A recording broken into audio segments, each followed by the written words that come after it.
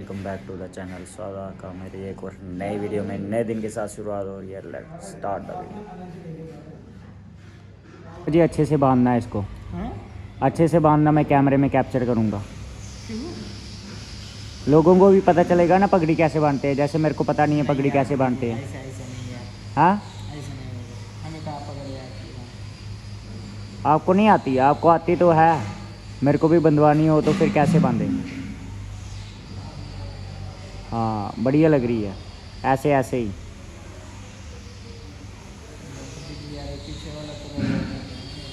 थोड़ा सा और ऊपर करो,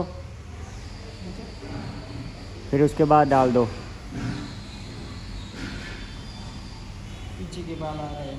हाँ पीछे के बाल आ रहे हैं।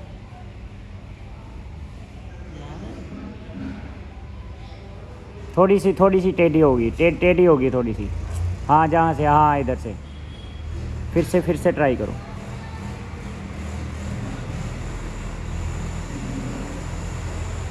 थोड़ी सी नीचे नीचे करके ना, फिर ऊपर करो।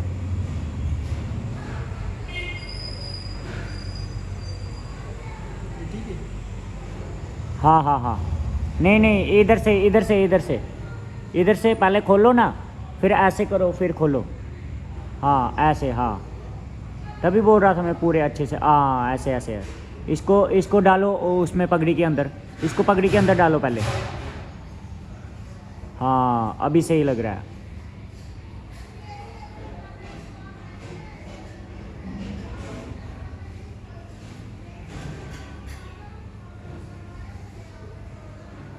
सर आ रहे ठीक। हाँ आ रहा है। अभी सिर के ऊपर से ले लो, सिर के ऊपर से ले लो और कपड़ा डालो पगड़ी के बीच में। देखो ना कितने हो रहे। थोड़ा सा इधर सेट करो ना, इधर डालो थोड़ा सा कपड़ा, इधर डालो ना थोड़ा सा कपड़ा। हाँ ऐसे, हाँ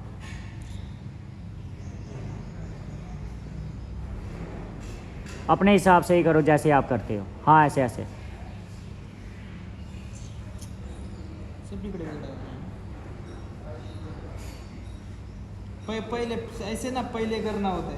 हाँ पहले करना होता है ना। ऐसे टेम्परेरी बांध दो। फिर पहले ऐसे करके आपने गलत वो कर दिया ना। हाँ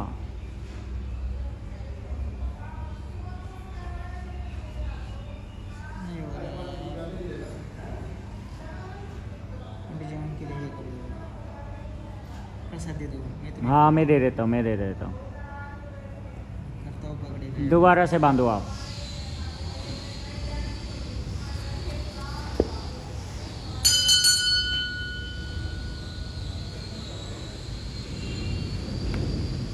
कर पक्के केले की फली, शक्कर, घी, दूध, दही और गेहूं का चूर्ण बनाकर भगवान जी की पूजा करने लगा। सब सामग्री इकट्ठी की, घर गया और उसने अपने भाइयों साथियों के साथ पूजन किया, व्रत किया।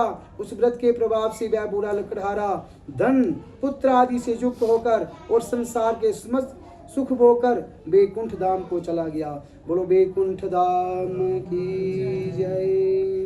हरे कृष्ण कृष्ण कृष्ण हरे हरे, हरे राम राम राम हरे हरे, हरे कृष्ण कृष्ण कृष्ण हरे हरे। बोलो राधा कृष्ण भगवान की जय। सूत जी बोले, हे श्रेष्ठ मुनियों, अब आगे की कथा कहता हूँ, सुनो। पहले समय में उल्का मुख नाम का एक बुद्धिमान राजा था। वह सत्य वक्ता और जतीन्द्र था। प्रतिदिन देव स्थानों पर जाता तथा गरीबों को धन देकर उनके कष्ट दूर करता था। उसकी पत्नी कमल के समान मुख वाली और सती साध्वी थी। भद्रशिला नदी के तट पर उन दोनों ने श्री सत्यनारायण भगवान का व्रत किया। उस समय वह एक साधु वेश्या आया। उसके पास व्यापार के लिए बहुत सा धन था। वह नाव को किनारे पर ठहराकर राजा के पास आया और राजा को व्रत करते हुए देखकर विनय के साथ पूछने लगा, हे राजन, भक्ति युक्त चित्त से जे आप क्या कर रहे हैं? मेरी सुनने की इच्छा है, सो आप जे मुझसे बतलाइए।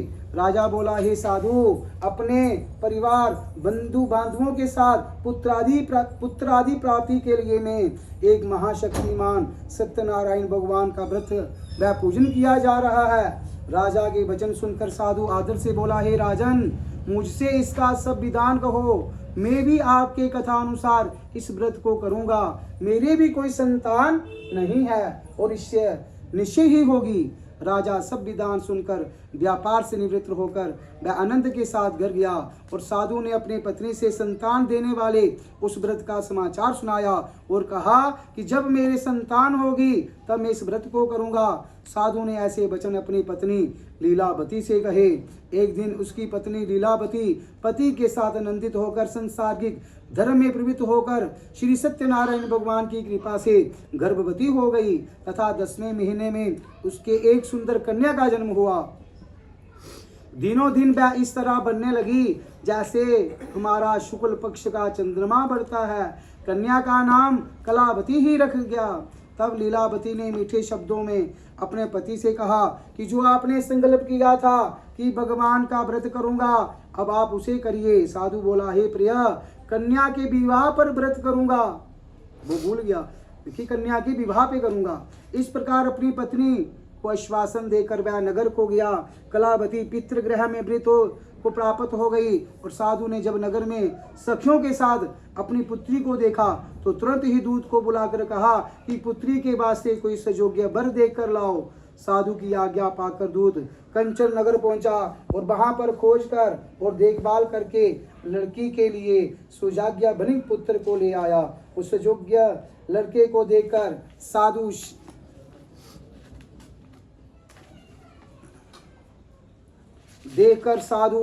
ने अपने बंधु बांधवों सहित प्रसन्नचित अपनी पुत्री का विवाह उसके साथ कर दिया, किंतु दुर्भाग्य से विवाह के समय भी उस व्रत को करना भूल गया। बोलो नारायण भगवान की जय। तब श्री भगवान क्रोधित हो गए और श्राप दिया कि तुम्हें तरुण दुख प्राप्त होगा।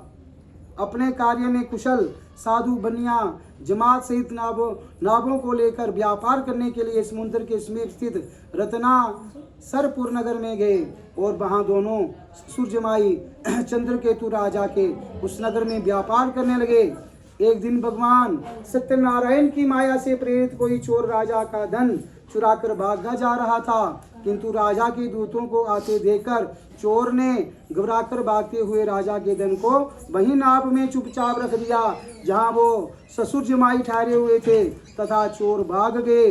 जब दूतों ने देखा कि उस साधु वेश्या के पास राजा के धन को रखा देखा तो दोनों को बांध कर ले गए और प्रसन्नता से दौड़ते हुए राजा के समीप जाकर बोले, जे 2 चोर हम पकड़ कर ले आए हैं, देकर आज्ञा दें। तब राजा की आज्ञा से उनको कठिन कारावास में डाल दिया गया तथा उनका धन छीन लिया। सत्यनारायण भगवान के शाप द्वारा उनकी पत्नी भी घर पर बहुत दुखी हुई और घर पर जो धन रखा था वह चोर चुरा कर ले गए।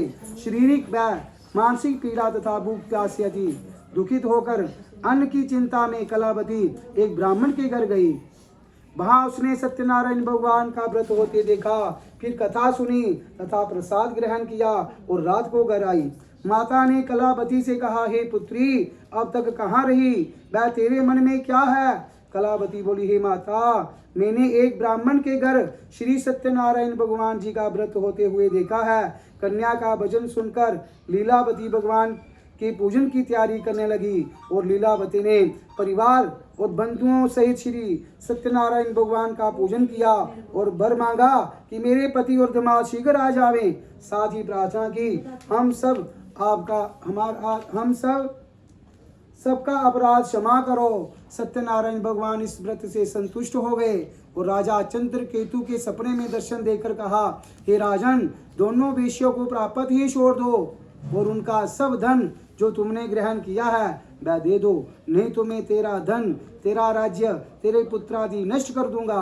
राजा से ऐसा वचन कहकर भगवान अंतर्ध्यान हो गए। बोलो सत्यनारायण भगवान की जय। प्रातः काल राजा चंद्रकेतु ने सभा में अपना सपना सुनाया। फिर दोनों बनिक पुत्रों को कैद से मुक्त कर सभा में बुलाकर दोनों ने आते ही राजा को नमस्कार किया और राजा मीठे वचनों से बोला, हे महान बाबो, भावीवश ऐसा कठिन दुख प्राप्त हुआ है, अब तुम्हें कोई भय नहीं है। ऐसे कहकर राजा ने उनकी नए नए वस्त्रों आभूषण पहनाए तथा उनका जितना धन लिया था वह उससे 2 गुना धन देकर आदर से विदा किया और दोनों वेश्या अपने घर को चल दिए। सूजी बोले, वेश्या ने मंगलाचरण करके यात्रा आरंभ की और अपने नगर को चले। उनके थोड़ी ही दूर निकलने पर भगवान ने दंडी का वेश धारण कर लिया। भगवान सत्यनारायण भगवान की जय। बोलो दंडे भगवान की जय। भगवान ने दंडी का वेश धारण कर दिया और भगवान ने उससे पूछा, हे साधु, तेरी नाभ में क्या है? वह अभिमानी बनिक हंसता हुआ बोला, हे दंडी, आप क्यों पूछते हो? क्या धन लेने की इच्छा है? मेरी नाभ में तो बेल और पत्ते भरे हुए हैं।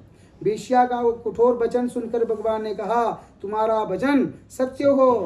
दंडी ऐसे कहकर वहां से दूर चले गए। कुछ दूर जाकर समुद्र के किनारे बैठ गए और दंडी के जाने पर वेश्या ने नित्य क्रिया करने के बाद नाव को ऊंची उठकर देकर अचंबा किया। तब नाव में बेल पत्ते देकर मूर्छित होकर जमीन पर गिर पड़ा। फिर मूर्छित खुलने पर अत्यंत शोक प्रकट करने लगा। तब उसका दामाद बोला कि आप शोक ना करें, ये दंडी का श्राप है, अतः उनकी शरण में चलो। अतः उनकी शरण में चलना चाहिए, तभी हमारी मनोकामना पूरी होगी।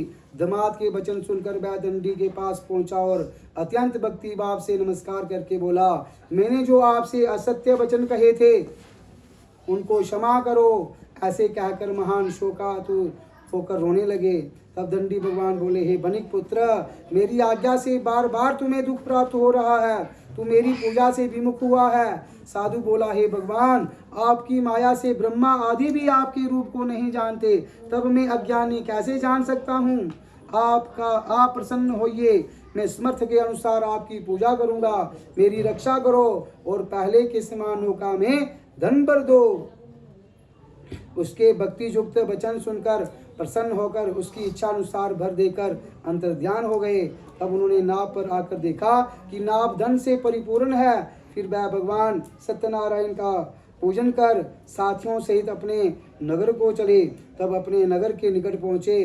तब दूत को घर भेजा और दूत ने साधु के घर जाकर उसकी स्त्री को नमस्कार कर कहा कि हे साधु, अपने दामाद सहित इस नगर में समीप आ गई हैं। लीलावती और कलावती उस समय भगवान का पूजन कर रही थी। ऐसे वचन सुनकर साधु की स्त्री ने बड़े हर्ष के साथ सत्यदेव का पूजन कर पुत्री से कहा कि मैं अपने पति के दर्शन को जाती हूँ, तू कार्य पूर्ण कर शीघ्र आ जाना। परंतु कलावती वृत्त एवं प्रसाद छोड़कर पति के पास चली गई। प्रसाद की अवज्ञा के कारण सत्यदेव रुष्ट हो गए। उसके पति को नाव सहित पानी में डुबा दिया। कलावती अपने पति को ना देकर रोती हुई जमीन पर गिर गई। इस तरह नौका को डूबा हुआ तथा कन्या को रोते देखकर साधु दुखित होकर बोला, हे प्रभु, मुझसे या मेरे परिवार से जो भूल हुई है उसे क्षमा करो। उसके दीन वचन सुनकर सत्यनारायण भगवान प्रसन्न हो गए और आकाशवाणी हुई, हे साधु, तेरी कन्या मेरा प्रसाद छोड़कर आई है, इसलिए इसका पति अदृश्य हुआ है। यदि वह घर जाकर भगवान जी का प्रसाद खाए फिर आए तो उसे जे कलावत वो उसके पति की अवश्य दर्शन होंगे। तत्पश्चात साधु ने बांधुओं सहित सत्यदेव का विधि पूर्वक पूजन किया और इस लोक का सुख भोगकर अंत में स्वर्ग लोक के गए। बोलो नारायण भगवान की जय। श्री कृष्ण गोविंद हरे मुरारे, हे नाथ नारायण वासुदेव। श्री कृष्ण गोविंद हरे मुरारे, हे नाथ नारायण वासुदेव।